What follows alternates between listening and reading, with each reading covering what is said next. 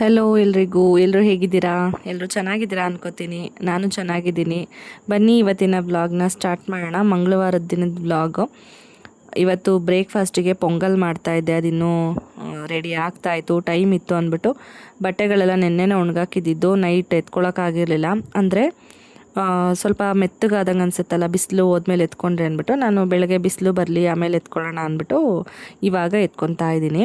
ಇವಾಗಂತೂ ಸಮ್ಮರ್ ಬಿಡಿ, ಬೇಗನೆ ಒಣಗೋಗುತ್ತೆ. ಬೆಳಗ್ಗೆನೇ ಹಾಕ್ಬಿಟ್ರೆ 1 ಅವರ್ 2 ಅವರ್ಗೆ ಒಣಗೋಗ್ಬಿಡುತ್ತೆ. ಒಂದು 3-4 ಸತಿ 3-4 ರೌಂಡ್ ಬಟ್ಟೆನೇ ಒಣಗಿಸ್ಬೋದು, ಅಷ್ಟು ಬಿಸಿಲಿದೆ. ಹ್ಯುಮಿಡಿಟಿಗೆ ಒಣಗೋಗ್ಬಿಡುತ್ತೆ, ಅಷ್ಟು ಹಬೆ ಹಬೆ ಥರ. ಇವಾಗ ಬಟ್ಟೆ ಎತ್ಕೊತಾ ಇದ್ನಲ್ಲ, ಇವಳು ಮೆಟ್ಲು ಇಳಿದು ಕೆಳಗಡೆ ಅಜ್ಜಿ ಮನೆಗೆ ಹೋಗ್ತಾ ಇದ್ಲು. ಅದಕ್ಕೇ ನೋಡ್ತಾ ಇದ್ದೆ ಅವಳನ್ನೇ. ಮೆಟ್ಲು ಇಳಿಯೋದು ಹತ್ತೋದು ಇವಾಗ ಚೆನ್ನಾಗಿ ಅಭ್ಯಾಸ ಆಗಿದೆ. ಬಟ್ ಏನಂದರೆ ಅಜ್ಜಿ ಮನೆಗೆ ಹೋದರೆ ಪರವಾಗಿಲ್ಲ, ಗೇಟ್ ತಕ್ಕೊಂಡು ಅಥವಾ ಗೇಟ್ ಏನಾದರೂ ಓಪನ್ ಆಗಿ ಲಾಕ್ ಏನಾದರೂ ಹಾಕಿಲ್ಲ ಅಂದರೆ ಸೀದಾ ಹೋಗ್ಬಿಟ್ಟು ಪಕ್ಕದ ಮನೆಗೆ ಹೋಗ್ತಾಳೆ, ಅಂಗಡಿಗೆ ಹೋಗ್ತೀನಿ ಅಂತ ಹೋಗೋದಕ್ಕೆ ಹೋಗ್ತಾಳೆ. ಈ ಥರ ಎಲ್ಲ ಮಾಡೋದಕ್ಕೆ ಶುರು ಮಾಡಿಬಿಟ್ಟಿದ್ದಾಳೆ. ಅದೊಂದು ಸ್ವಲ್ಪ ಭಯ ನನಗೆ. ಅದಕ್ಕೇ ಹೋಗಿ ನೋಡ್ಕೊಂಡು ಬಂದೆ, ಅಜ್ಜಿ ಇದ್ದಾರಾ ಇಲ್ವಾ. ಅಜ್ಜಿ ಇದ್ದರೆ ಅಜ್ಜಿಗೆ ಹೇಳ್ಬಿಟ್ಟು ಬರ್ತೀನಿ, ಒಂದು ನಿಮಿಷ ಬಂದೆ ಇಟ್ಕೊಳ್ಳಿ, ಅವಳನ್ನ ಕಳಿಸ್ಬೇಡಿ ಗೇಟ್ ಹಾಕಿ ಅಂತ ಹೇಳ್ಬಿಟ್ಟು. ಅದಕ್ಕೆ ನೋಡ್ತಾ ಇದ್ದೆ. ನೋಡ್ಕೊಂಡು ಬಂದೆ, ಅಜ್ಜಿಗೆ ಹೇಳ್ಬಿಟ್ಟು ಅಲ್ಲೇ ಆಟ ಆಡ್ತಾಯಿದ್ಲು. ಅಲ್ಲಿ ಕೆಳಗಡೆ ಆಟೋ ಎಲ್ಲ ಇದೆ ಅವ್ರದ್ದು, ಅದರಲ್ಲಿ ಹತ್ತಿ ಕೂತ್ಕೊಂಡೆಲ್ಲ ಆಡ್ತಾಳೆ. ಅಜ್ಜಿ ಹಂಗೆ ಅಬ್ಸರ್ವ್ ಮಾಡ್ತಿರ್ತಾರೆ. ಅದೊಂದು ಧೈರ್ಯ ಇರುತ್ತೆ ನನಗೆ. ಇಲ್ಲಿ ಬಟ್ಟೆ ಎಲ್ಲ ಎತ್ತಾಕ್ಬಿಟ್ಟು ಹೋಗೋಣ ಅಂತ ಬಂದಿದ್ದೀನಿ. ಆ್ಯಕ್ಚುಲಿ ಇಲ್ಲಿ ಏನು ಮೆಸ್ ಕಾಣಿಸ್ತಾ ಇದೆ ನಿಮಗೆ, ಅಲ್ಲಿ ಎಲ್ಲ ಸೆಗ್ರಿಗೇಟ್ ಮಾಡಿ ಆಲ್ರೆಡಿ ಇಟ್ಟಿದ್ದೀನಿ ನಾನು. ತೂಗ ಹಾಕ್ಬಿಡೋಣ, ಇದು ಕಬ್ಬಿಣದವರು ಮತ್ತು ಏನಂತಾರೆ ರಟ್ಟನ್ ಡಬ್ಬ ಎಲ್ಲ ತೊಗೊಳ್ಳೋರು ಬರ್ತಾರಲ್ಲ ಅವರಿಗೆ, ಮತ್ತು ಬಿಸಾಕೋದು ಒಂದಷ್ಟು ಇಟ್ಟಿದ್ದೀನಿ. ಅದನ್ನು ತೊಗೊಂಡೋಗಿ ಬಿಸಾಡಬೇಕು. ಅವ್ರು ಬಂದಾಗ ಒಂದೊಂದು ಸಾರಿ ವಾರಗಳು ಚೆನ್ನಾಗಿರಲ್ಲ. ಈ ಮಂಗಳವಾರ, ಶುಕ್ರವಾರ, ಅಮಾವಾಸ್ಯೆ ಹುಣ್ಮೇಲೆ ಕೊಟ್ಟರೆ ನಮ್ಮ ಮನೇಲಿ ಏನಾದರೂ ಅಂತಾರೆ. ನಾನು ಜಾಸ್ತಿ ಅದನ್ನು ಲೆಕ್ಕಕ್ಕೆ ಇಟ್ಕೊಳ್ಳಲ್ಲ. ಆದ್ರೂ ಏನಕ್ಕೆ ಸುಮ್ಮನೆ ಏನಾದರೂ ಅಂತಾರೆ ಅಂದ್ಬಿಟ್ಟು ಆ ವಾರಗಳಲ್ಲಿ ಕೊಡೋಕ್ಕೆ ಹೋಗಲ್ಲ. ಬೇರೆ ದಿನ ನಾನು ಒಂದೊಂದು ಸತಿ ಇರಲ್ಲ, ಒಳಗಿರ್ತೀನಿ, ಇನ್ನೇನೋ ಒಂದೊಂದಾಗುತ್ತೆ, ಕೊಡೋಕ್ಕೆ ಆಗ್ತಿಲ್ಲ. ಮೊದಲು ಅದೆಲ್ಲ ಕೊಟ್ಟು ಕ್ಲಿಯರ್ ಮಾಡಬೇಕು. ಕೊಟ್ಟಮೇಲೆ ಅದು ಮೆಸ್ ಏನಿದೆ ಸ್ವಲ್ಪ ಕಡಿಮೆ ಆಗುತ್ತೆ. ಅದಕ್ಕೆ ಅಷ್ಟು ಮೆಸ್ಸಿಯಾಗಿ ಕಾಣಿಸ್ತಿದೆ. ಇನ್ನೂ ಮೆಸ್ಸಿಯಾಗಿತ್ತು, ನಾನು ಸ್ವಲ್ಪ ಸರಿ ಮಾಡಿದ್ದೀನಲ್ಲ ಸೆಗ್ರಿಗೇಷನ್ ಮಾಡಿ, ಹಂಗಾಗಿ ಅಷ್ಟಿದೆ. ಪಾಪು ಟಾಯ್ಸ್ಗಳು, ಅವಳದು ಗಾಡಿ ಎಲ್ಲ ಅಲ್ಲೇ ಒಂದು ಕಡೆ ಫುಲ್ಲು ಏನು ಗೋಡೆ ಇದೆ ನಮ್ಮ ಮನೆಯದು, ಅಲ್ಲಿ ಫುಲ್ಲು ಲೈನಿಗೆಲ್ಲ ಜೋಡಿಸ್ಬಿಟ್ಟಿದ್ದೀವಿ. ಏನು ಮಾಡೋಕ್ಕಾಗಲ್ಲ, ಒಂಥರ ಸ್ಟೋರ್ ರೂಮ್ ಥರ ಆಗ್ಬಿಟ್ಟೈತೆ ಇದು. ನಾವು ಹೊಸ ಮನೆಗೆ ಹೋದ್ಮೇಲೆ ಹೋಗುವಾಗ ಇಲ್ಲೇ ಏನು ಬೇಕು ಬೇಡ ಎಲ್ಲ ಡಿವೈಡ್ ಮಾಡಿಬಿಟ್ಟು ಬಿಸಾಡ್ಬಿಟ್ಟು ಬೇಕಾಗಿರೋಷ್ಟೇ ತೊಗೊಂಡೋಗ್ಬೇಕು ಅಂತ ಅಂದ್ಕೊಂಡಿದ್ದೀನಿ. ಇನ್ನೂ 1 ಇಯರ್ ಬೇಕು ಎಲ್ಲ ಕಂಪ್ಲೀಟ್ ಆಗೋಕ್ಕೆ. ಮ್ಯಾಕ್ಸಿಮಮ್ ಅಂದರೆ 1 ಇಯರ್ ಅಂತೂ ಬೇಕು. ಮಿನಿಮಮ್ ಅಂದರೆ ಒಂದು 9 to 10 ಮಂತ್ಸ್ ಬೇಕಾಗುತ್ತೆ. ನೋಡೋಣ ಕೆಲಸದವ್ರು ಹೇಗೆ ಬರ್ತಾರೆ, ಹೇಗೆ ಕೆಲಸ ನಡೆಯುತ್ತೆ, ಅದ್ರ ಮೇಲೆ ಡಿಪೆಂಡು. ಕೆಳಗಡೆಗೆ ಹೋದರೆ ಕರ್ಕೊಂಡು ಬರೋದು ಎಷ್ಟು ದೊಡ್ಡ ಸಾಹಸ ಗೊತ್ತಾ. ನನ್ನ ಮಗಳನ್ನ ಬರಲ್ಲ ಅವಳು, ಇಲ್ಲೇ ಆಟಾಡ್ತೀನಿ ಅಂತ ಕುತ್ಕೊತಾಳೆ. ಅವಳಿಗೇನೋ ಒಂಥರ ಇಲ್ಲಿ ಬೋರ್ ಆಗುತ್ತೆ. ನಾನು ಒಬ್ಬಳೇ ಇರ್ತೀನಲ್ವ, ಯಾರಾದರೂ ಇದ್ದರೆ ಅವಳಿಗೆ ಅಷ್ಟೊಂದು ಬೋರಿಂಗ್ ಅನ್ಸಲ್ಲ. ಮಕ್ಕಳು ಬೇಕು ಅವಳಿಗೆ, ಜನ ಬೇಕು ಆಟಾಡೋದಕ್ಕೆ. ಅದಕ್ಕೆ ಅವಳು ಕೆಳಗಡೆ ಇಳ್ದು ಹೋಗ್ತಾ ಇರ್ತಾಳೆ. ಅಲ್ಲೆಲ್ಲ ಅಜ್ಜಿ ಮನೆ ದೊಡ್ಡದಾಗಿ ಬೇರೆ ಇದೆ ಅಲ್ವ, ಸ್ಪೇಷಿಯಸ್ ಆಗಿ. ಅವಳಿಗೇನೋ ಒಂಥರ ಇಷ್ಟ. ನಮ್ಮ ಅತ್ತೆ ಮನೆಯೂ ಹಂಗೆ ಇಷ್ಟಪಡ್ತಾಳೆ, ಅದು ಸ್ಪೇಷಿಯಸ್ ಆಗಿರೋದ್ರಿಂದ. ಇಲ್ಲಿ ಸ್ವಲ್ಪ ಇಕ್ಕಟ್ಟು ಅನಿಸುತ್ತೇನೋ, ಅದರಲ್ಲೂ ಎಷ್ಟೋ ಪರವಾಗಿಲ್ಲ, ಈ ಕಡೆ ಎಲ್ಲ ಜಾಗ ಇದೆ ನಮಗೆ, ವೆರಂಡ ಎಲ್ಲ ಇದೆ. ಅಷ್ಟಿದ್ರೂ ಹಂಗೆ ಅನಿಸುತ್ತೆ ಅವಳಿಗೆ. ಇನ್ನೇನಾದರೂ 2 ಮನೆ ಇದ್ಬಿಟ್ಟು ಇಲ್ಲಿ ಇಕ್ಕಟ್ಟು ಥರ ಇದ್ದಿದ್ರೆ ಅವಳಿಗೆ ಹೆಂಗೆ ಫೀಲ್ ಆಗ್ತಿತ್ತೋ ಗೊತ್ತಿಲ್ಲ. ಹೀಗೆ ಹೊಸದು ಬೈಕ್ ಕೂಡ ತಗೊಟ್ವಿ ಅವತ್ತು. ಅವಳು ಕಾರು ಇವಾಗ ಅವಳೇ ಓನಾಗಿ ಓಡಿಸೋದೆಲ್ಲ ಕಲ್ತ್ಬಿಟ್ಟಿದ್ದಾಳೆ, ನೀಟಾಗಿ ಕಲ್ತಿರೋದ್ರಿಂದ. ಬೈಕು ಇದಕ್ಕೆ ರಿಮೋಟ್ ಇಲ್ಲ, ಅವರೇ ಮಕ್ಕಳೇ ಕಂಟ್ರೋಲ್ ಮಾಡಿ ಓಡಿಸ್ಬೇಕಲ್ಲ. ಲಾಸ್ಟ್ ಟೈಮ್ ಒಂದ್ಸರಿ ಹೋಗಿ ನೋಡಿದ್ವಿ, ಪಾಂಡ ತಂದ್ವಲ್ಲ ಅವಳಿಗೆ ಆ ಟೈಮು. ಆವಾಗ ಇನ್ನೂ ಅಷ್ಟು ಕಂಟ್ರೋಲ್ ಇರಲಿಲ್ಲ ಇವಳಿಗೆ, ಇವಳೇ ಓಡಿಸೋ ಥರ. ಸುಮ್ಮನೆ ಏನಕ್ಕೆ ಸುಮ್ಮನೆ ತೊಗೊಂಡೋಗಿ ಗುದ್ದಿ ಅಥವಾ ಅವಳು ಬಿದ್ದು ಏನಾದರೂ ಪೆಟ್ ಮಾಡ್ಕೋತಾಳೆ ಅಂದ್ಬಿಟ್ಟು ಬೇಡ ಅಂತ ಬಂದ್ಬಿಟ್ಟಿದ್ವಿ. ಈಗ ಅವಳೇ ಮೊನ್ನೆ ಕೇಳಿದ್ಲು ನನ್ನನ್ನು, ಅಮ್ಮ ನನಗೆ ಬೈಕ್ ಬೇಕು ಅಮ್ಮ ಅಂತ. ಈ ಮೊಬೈಲಲ್ಲಿ ಟಿ ವಿಲಿ ಎಲ್ಲ ನೋಡ್ತಾರಲ್ವ ಮಕ್ಕಳು, ಅವ್ರಿಗೆ ನೋಡಿ ಎಷ್ಟು ಬುದ್ಧಿ ಅಂತ ಹೇಳ್ಬಿಟ್ಟು ಬೇಕು ಅಂತ ಕೇಳಿದ್ಲು. ಅದಕ್ಕೇ ಅವ್ರ ಅಪ್ಪಂಗೆ ಹೇಳ್ದೆ ಬಂದಾಗ, ಸರಿ ಆಯಿತು ಅಂದ್ಬಿಟ್ಟು 8:30 ರಾತ್ರಿಯಲ್ಲಿ ಅವಳು ಕೇಳ್ದಾಗಲೇ ಕರ್ಕೊಂಡೋಗಿ ವಿಶಾಲ್ ಮಾರ್ಟಲ್ಲಿ ನೋಡಿದ್ವಲ್ಲ ಹೆಂಗಿದ್ರು ಅಂದ್ಬಿಟ್ಟು ಕರ್ಕೊಂಡು ಬಂದರು. 3.5K ಆಯಿತು ಇದು. ನೋಡಿರ್ತೀರ ಅನ್ಕೋತೀನಿ, ವಿಶಾಲ್ ಮಾರ್ಟಲ್ಲಿ ಇದು ಒಂದೇ ಇರೋದು ಮಾಡಲ್ಲು. ಚೆನ್ನಾಗಿದೆ. 50 ಪೀಸಸ್ ಏನೋ ಸೇಲ್ ಆಗಿದೆ, ಒಂದು ಏನೂ ಪ್ರಾಬ್ಲಮ್ ಬಂದಿಲ್ಲ ಅಂತ ಹೇಳಿದ್ರು. ಏನಂದರೆ ಇಲ್ಲಿ ಗ್ಯಾರಂಟಿ ವಾರಂಟಿ ಏನೂ ಇಲ್ಲ ಅವ್ರ ಹತ್ರ.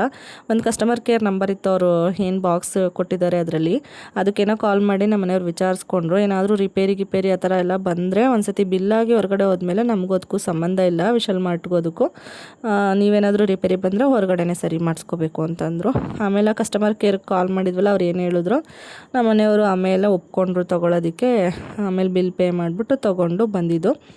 ಏನೂ ಪ್ರಾಬ್ಲಮ್ ಬಂದಿಲ್ಲ. 50 ಪೀಸಸ್ ತೊಗೊಂಡೋಗಿರೋದ್ರಿಂದ ಒಂದು ಪ್ರಾಬ್ಲಮ್ ಬಂದಿಲ್ಲ ಅಂದರು. ಪರವಾಗಿಲ್ಲ, ಚೆನ್ನಾಗಿದೆ, ಏನು ತೊಂದರೆ ಇಲ್ಲ, ಓಡಿಸ್ಬೋದು, ಚೆನ್ನಾಗೇ ಓಡಿಸ್ತಾಳೆ ಇವಳು, ಕಲ್ತಿದ್ದಾಳೆ. ಆಲ್ಮೋಸ್ಟ್ ಒಂದು 95% ಓಡಿಸ್ತಾಳೆ. ಸ್ವಲ್ಪ ಇನ್ಸ್ಟ್ರಕ್ಷನ್ ಕೊಡಬೇಕು, ಬಿಟ್ಟೋಗೋಕ್ಕಾಗಲ್ಲ ಒಬ್ಳೇ. ಒಂದೊಂದು ಸರಿ ಬೇಕು ಅಂತಲೇ ಮುಂದೆ ಅಡ್ಡ ಇದ್ರೂ ಮುಂದಕ್ಕೆ ಓಡಿಸೋದು, ಹಿಂದಕ್ಕೆ ಹೋಗಲ್ಲ, ಏನೇನೋ ಮಾಡ್ತಾಳೆ. ಈ ಥರ ಎಲ್ಲ ತರಲೆ ಕೆಲಸಗಳು ಹಾಳಾಗ್ಬಿಡುತ್ತೆ ಮೋಟ್ರು ಆ ಥರ ಒಂದೇ ಸಮ ಓಡಿದ್ರೆ. ಹಾಗಾಗಿ ಮತ್ತು ಅವಳು ಹತ್ತಿ ಕೆಳಗಡೆಗೆ ನೋಡೋದು, ಅದ್ರ ಮೇಲೆ ಆ ಥರ ಎಲ್ಲ ಮಾಡ್ತಾಳೆ, ಒಬ್ಳನ್ನೇ ಬಿಡೋಕ್ಕಾಗಲ್ಲ. ಇವಾಗ ಪೊಂಗಲ್ ಎಲ್ಲ ಕೂಗಿಸಿ ಮತ್ತು ಒಗ್ಗರಣೆ ಮಾಡಿಟ್ಟಿದ್ದೆ, ಅದನ್ನೆಲ್ಲ ಮಿಕ್ಸ್ ಮಾಡಿ ಸ್ವಲ್ಪ ಬೇಯಿಸ್ತಾ ಇದ್ದೀನಿ.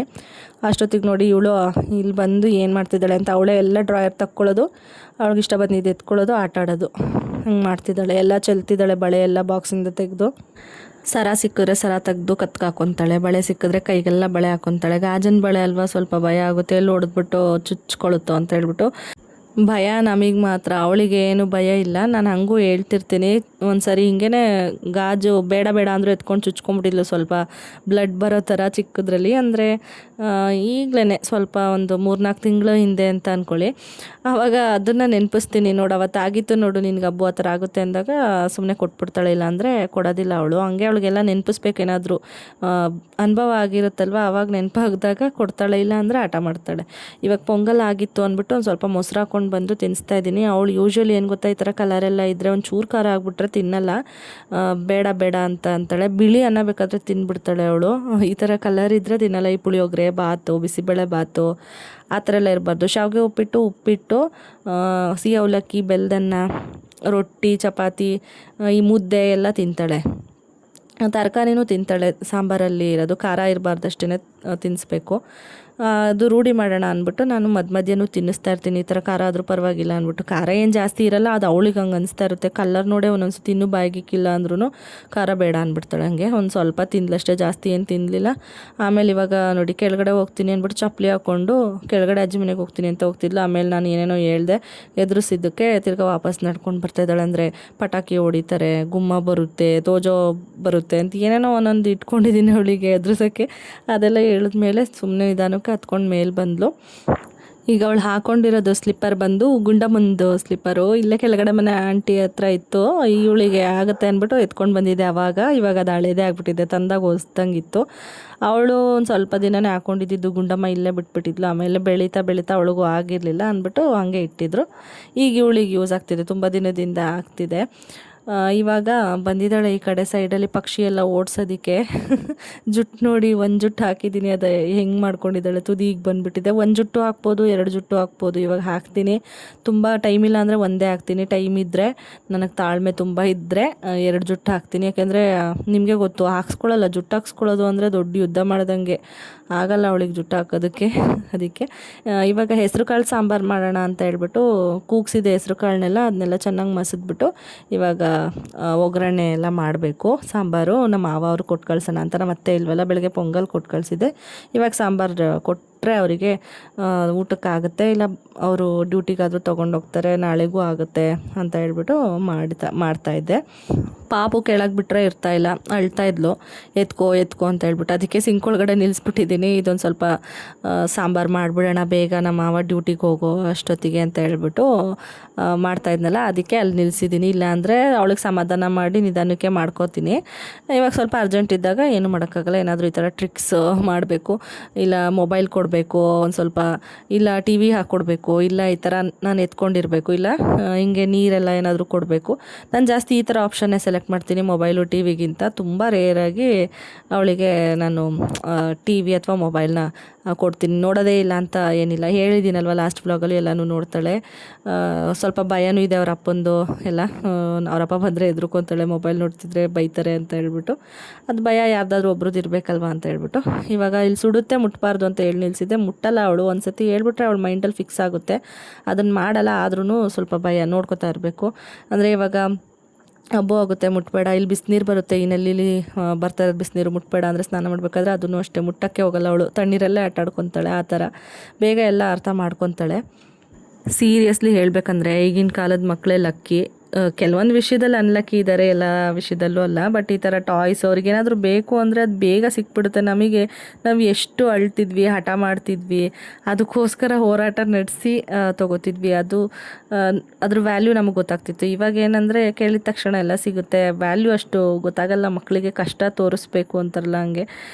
ಅವರಪ್ಪ ನನಗೆ ಆ್ಯಕ್ಚುಲಿ ಇಷ್ಟ ಇರಲಿಲ್ಲ, ಏನು ಬೇಡ ಅಂತ ಅಂದ್ಕೊಂಡಿದ್ದೆ. ಅವರಪ್ಪ ಕೇಳಿದ ತಕ್ಷಣ ಕರ್ಕೊಂಡೋಗಿ ಕೂಡಿಸ್ಬಿಟ್ರು. ನಾನು ಸುಮ್ಮನೆ ಆಗೋದೆ. ಆಮೇಲೆ ಏನಕ್ಕೆ ಅಂತಂದರೆ ಅದನ್ನು ಮತ್ತೆ ಸ್ವಲ್ಪ ದಿನ ಆದಮೇಲೆ ಕೊಡಿಸ್ತೀವಿ ಅಂದರೆ ಅವಳಿಗೆ ಅದು ಸೂಟ್ ಆಗೋಲ್ಲ. ಅಂದರೆ ಉದ್ದ ಬೆಳೆದ್ಬಿಡ್ತಾಳೆ, ಅದ್ರಲ್ಲಿ ಕೂತ್ಕೊಂಡು ಅವಳು ಕಂಫರ್ಟಾಗಿ ಓಡಿಸೋದಕ್ಕೆಲ್ಲ ಆಗೋಲ್ಲ. ಇನ್ನೂ ಮುಂಚೆನೇ ಕೊಡಿಸಿದ್ರೆ ಬೆಟರ್ ಇರ್ತಿತ್ತು. ಬಟ್ ಅವಳಿಗೆ ಕಂಟ್ರೋಲ್ ಬೇಕಲ್ಲ ಓಡಿಸೋದಕ್ಕೆಲ್ಲ ಅಂದ್ಬಿಟ್ಟು ನಾವು ಜಾನ್ವರಿಲಿ ಕೊಡಿಸ್ಲಿಲ್ಲ. ಇವಾಗ 3 ತಿಂಗಳು ಬಿಟ್ಟು ಅವಳು ಕಲ್ತಿದ್ದಾಳಲ್ಲ ಎಲ್ಲ ಓಡಿಸೋದು ಅಂತೇಳಿ ಕೊಡಿಸಿದ್ದು. ಏನು ಅಮ್ಮಮ್ಮ ಅಂದರೆ ಇನ್ನೊಂದು 2-3 ವರ್ಷ ಓಡಿಸ್ಬೋದು, ಸ್ವಲ್ಪ ದೊಡ್ಡವಳಾದ್ರೂ 35 kgsವರೆಗೂ ತಡೆಯುತ್ತೆ ಅಂತ ಹೇಳಿದ್ದಾರೆ. ಅಷ್ಟಾಗೋವರೆಗೂ ಓಡಿಸ್ಬೋದು. ಅದಾದಮೇಲೆ ಸುಮ್ಮನೆ ಹಾಗೆ ಇಟ್ಕೊಳ್ಳೋದು, ಇಲ್ಲಾಂದರೆ ನೆಕ್ಸ್ಟ್ ಬೇಬಿಗೆ ಆಗುತ್ತೆ ಅಂತ ಹೇಳ್ಬಿಟ್ಟು ಸುಮ್ಮನೆ ಅದೇ. ಅಲ್ಲಿವರೆಗೂ ಅದು ಚೆನ್ನಾಗಿದ್ದರೆ, ಇಲ್ಲ ಅಂದರೆ ಹಾಳಾದರೆ ಮುಗೀತು ಅದ್ರ ಕತೆ. ಕಾರ್ ಹೆಂಗೋ ಇದೆ, ನೋಡೋಣ ಅದೆಷ್ಟು ದಿನ ಇಟ್ಕೊತಾಳೆ ಚೆನ್ನಾಗಿ ಅಂತ. ಇವಳು ಯೂಶ್ವಲಿ ಎಲ್ಲ ಹೊಡೆದಾಕೋದು ಎಲ್ಲ ಮಾಡ್ತಾಳೆ, ಜಾಸ್ತಿ ಆಟ ಸಾಮಾನೆಲ್ಲ ರಫ್ ಯೂಸ್ ಮಾಡೋದು, ಬಿಸಾಕೋದು ಈ ಥರ ಎಲ್ಲ. ನಾನು ಹೇಳಿದೆ ನೋಡಿ ಲಾಸ್ಟ್ ವ್ಲಾಗಲ್ಲಿ, ಕೈಯಲ್ಲಿ ಏನಿರುತ್ತೆ ಅದನ್ನು ತೆಗೆದು ಬಿಸಾಡ್ಬಿಡ್ತಾಳೆ ಕೋಪ ಬಂದರೆ ಅಂತ. ಹಾಗೇ ಹಾಳು ಮಾಡಿಬಿಡ್ತಾಳೆ ಅನ್ನೋ ಒಂದು ಭಯ. ನೋಡೋಣ ಎಷ್ಟು ದಿನ ಇಟ್ಕೊತಾಳೆ ಚೆನ್ನಾಗಿ ಅಂತ. ವಾಯ್ಸ್ ಓವರ್ ಕೊಡ್ತಾ ಕ್ಲಿಪ್ಪಿಂಗ್ಸ್ಗಳು ಮುಂದಕ್ಕೆ ಹೋಗ್ತಾನೆ ಇದೆ. ಇದು ಬಂದು ನೆಕ್ಸ್ಟ್ ಡೇ ವ್ಲಾಗ್, ಅಂದರೆ ಬುಧವಾರದ ವ್ಲಾಗು. ಇಡ್ಲಿಗೆ ನೆನ್ನೆನೆಲ್ಲ ರುಬ್ಬಿ ಇಟ್ಟಿದ್ದೆ, ಯಾಕೆಂದರೆ ಬ್ರೇಕ್ಫಾಸ್ಟ್ ಕೊಡೋಣ ನಮ್ಮ ಅತ್ತೆ ಮನೆಗೂ ಅಂತ ಹೇಳ್ಬಿಟ್ಟು. ಅತ್ತೆ ಇರಲಿಲ್ವಲ್ಲ ಅಂತ ಹೇಳಿ ಏನು ಮಾಡೋದು, ತಿಂಡಿ ಅನ್ನೋದು ಒಂಥರ ಯೋಚನೆ ಇರುತ್ತೆ ಅಲ್ವಾ.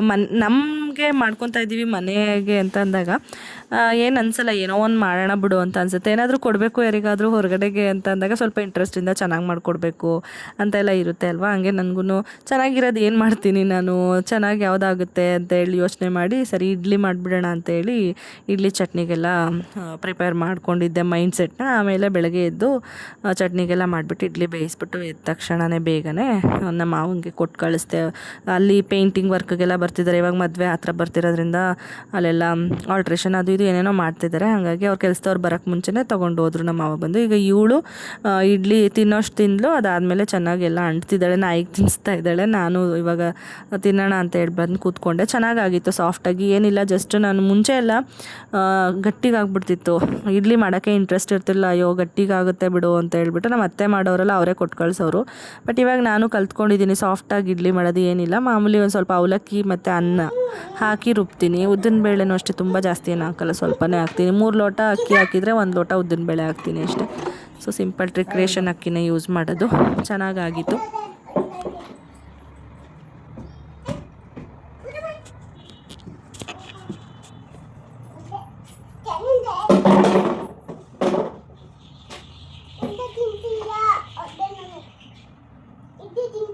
ಇಡ್ಲಿ ತಿಂದಿಲ್ಲ ಅಂದ್ರೆ ಹೊಡ್ಬಿಡ್ಬೇಕಾ? ನೀನು ತಿಂದಿಲ್ಲ ಅಂದ್ರೆ ನಾನು ಹೊಡ್ಬಿಡ್ಲ?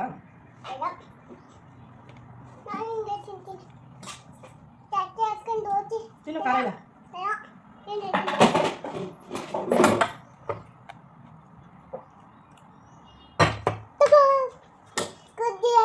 ಕುಡಿ ನಾನು ಸ್ವಲ್ಪ ಕುಡ್ಲಾ?